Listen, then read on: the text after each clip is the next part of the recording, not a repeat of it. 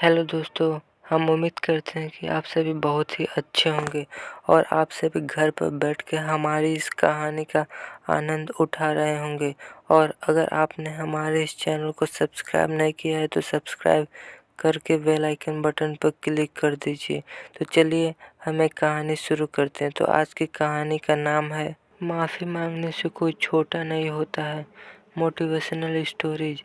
Metro शहर दिल्ली की दिलचस्प परंतु मन को झकझोर देने वाली घटना है। एक रईसजादे अमन से मोहल्ले भर के लोग परेशान थे। अमन एक अमीर और दबंग परिवार का लड़का था। उसकी सबसे बुरी आदत लड़कियों को छेड़ने की थी। राह चलते सरेआम वह लड़कियों को छेड़ता और विरोध करने पर उन सबके साथ बदतमीजी से पेश आता था। दबंग परिवार होने के कारण मोहल्ले के लोग भी बचाव करने या उसका विरोध करने से डरते थे। इससे दिन प्रतिदिन उसका अहंकार बढ़ता ही जा रहा था। मोहल्ले की लड़कियां और औरतें उसके डर से घर से बाहर निकलने से परहेज करने लगी थी। इसी मोहल्ले में सीमा नाम की एक लड़की रहती थी। वह कॉलेज में पढ़ती थी और साथ ही कुछ परिवार के बच्चों को ट्यूशन भी देती थी। वो रोज़ सुबह कॉलेज के लिए निकलती और दोपहर बाद घर को लौटती थी। मोहल्ले में एक तरफ जहाँ सीमा की सुंदरता के चर्चे होते थे, वहीं उसकी सादगी और बुद्धिमत्ता की तारीफ करते भी लोग नहीं थकते थे। अपने स्वभाव के मुताबिक अमन पहले तो कई दिनों तक सीमा का पीछा करता रहा और संकेत में उसे छेड़ता रहा, परंतु जब सीमा ने कोई जवाब नहीं दिया तो गुस्से में उसने एक दिन कॉलेज से लौटते हुए उसका हाथ पकड़ लिया। अमन की इस हरकत से सीमा हैरान रह गई, परंतु इस दफा भी उसने कुछ नहीं कहा। अमन की पकड़ से सीमा ने अपने आप को छुड़ाते हुए तेजी से घर की तरफ जाने लगी।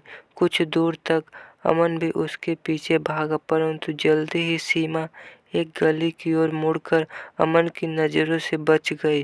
सीमा की इस हरकत से अमन काफ़ी नाराज था। उसने मन ही मन सीमा को सबक सिखाने की ठानी और अगले दिन का इंतजार करने लगा। अगले दिन अमन सुबह ही गली की नुक्कड़ पर सीमा के कॉलेज जाने का इंतजार करने लगा, परंतु काफ़ी समय बीत जाने के बावजूद सीमा नहीं आई। फिर अमन ने सोचा कि शायद वह उसके डर से किसी और रास्ते से कॉलेज को निकल गई होगी। तब अमन ने एक बार फिर अपने मन को समझाते हुए सीमा के कॉलेज से लौटने का इंतजार करना बेहतर समझा। आज अमन के सर पर सीमा को सबक सिखाने का भूत सवार था। वो किसी भी तरीके से आज सीमा को पूरे मोहल्ले के सामने जलील करना चाहता था।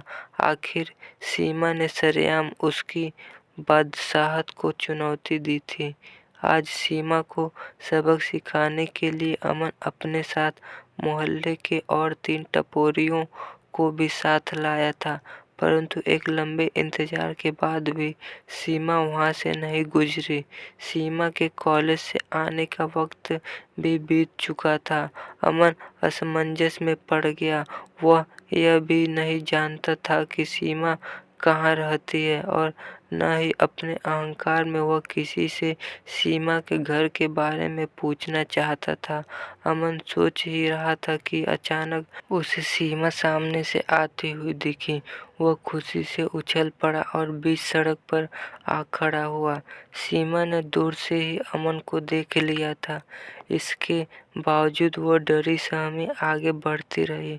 रास्ता रोके खड़े अमन के नज़दीक आने पर वह रुक गई और बगल से निकलने की कोशिश करने लगी, परंतु अमन सीमा को आगे नहीं बढ़ने दे रहे थे। रुक जाओ मेरी जान, जल्दबाजी अच्छी नहीं होती, सीमा ने हिम्मत कहते हुए कहा। मुझे जाने दो। कैसे जाने दूं? जब से तुम्हें देखा है मेरी रातों की नींद हराम हो गई है। आखिर तुम मुझसे चाहते क्या हो? अमन ने अपने साथियों की ओर देखकर हंसते हुए कहा। लो पूछो, आखिर एक आशिक क्या चाह सकता है। मुझे जाने दो, मैं बहुत बड़ी मुसीबत में हूँ। मुझसे टकराने पर सब लड़कियाँ यही कहती हैं और बाद में मेरे बाहों में आने पर उसे मुसीबतों से छुटकारा मिल जाता है। तुम्हारी भी मुसीबत दूर हो जाएगी। बस एक बार। अमन की बातों से सीमा का गुस्सा फट पड़ता है। वह मजबूती से अमन का विरोध करते हुए कहती है, बस करो, मैं वैसी लड़की नहीं हूँ। मेरे रास्ते से हट जाओ और मुझे जाने दो। मैं एक गरीब लड़की हूँ। मेरे पापा बीमार हैं, डॉक्टर को बुलाने जा रही हूँ। सीमा ने हिम्मत करते हुए एक ही सांस में सारी बातें कह डाली। सीमा की बातों पर अमन और उसके साथी ठहाके मारकर हंसने लगे। अमन ने कहा, सभी लड़कियां ऐसे ही बहाने बनाती हैं, मगर आज मैं नहीं मानने वाला। तुम्हें तो आज मैं अपने साथ लेकर ही जाऊंगा। अमन की बातों से सीमा सहम गई।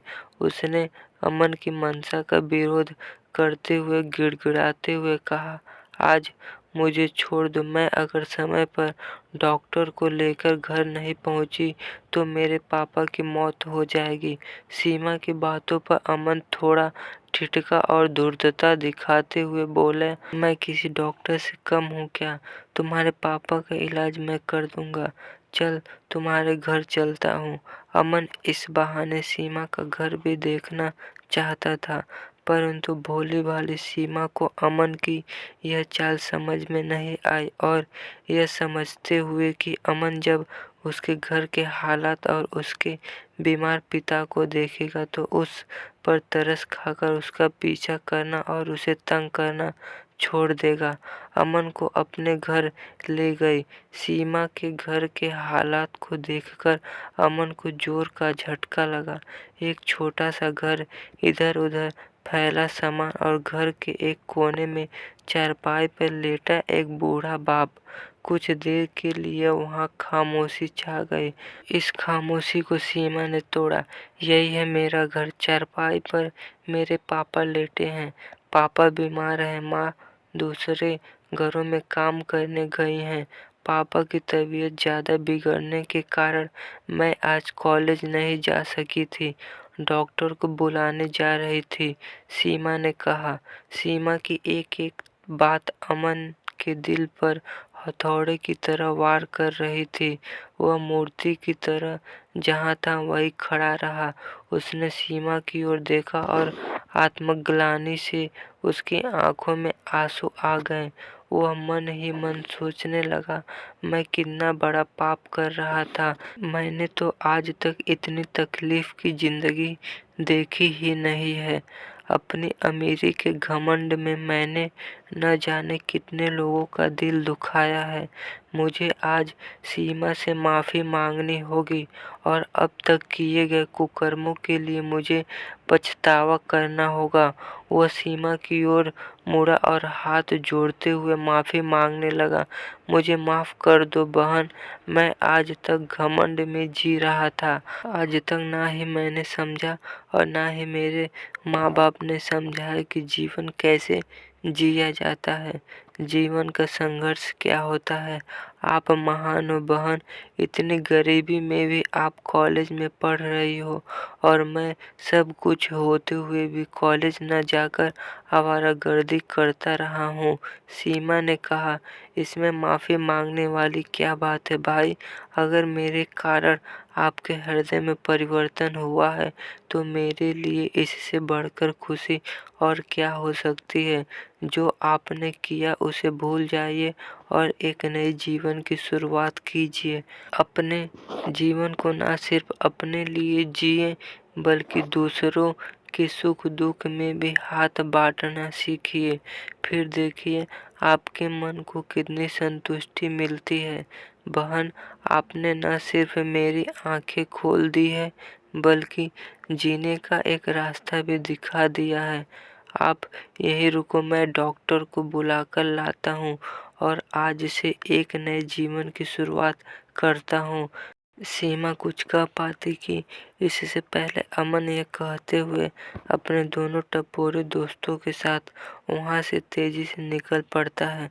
तो दोस्तों, हमें इस कहानी से सीख मिलती है कि हमें दूसरों को कभी परेशान नहीं करना चाहिए और मुसीबत में हमेशा दूसरों की सहायता करनी चाहिए। और अगर आप इंडिया से हैं तो हमारे वीडियो को लाइक करके चैनल को सब्सक्राइब कर दीजिए। अगर आप दूसरे कंट्री से हो तो अपने उस कंट्री का नाम लिखिए।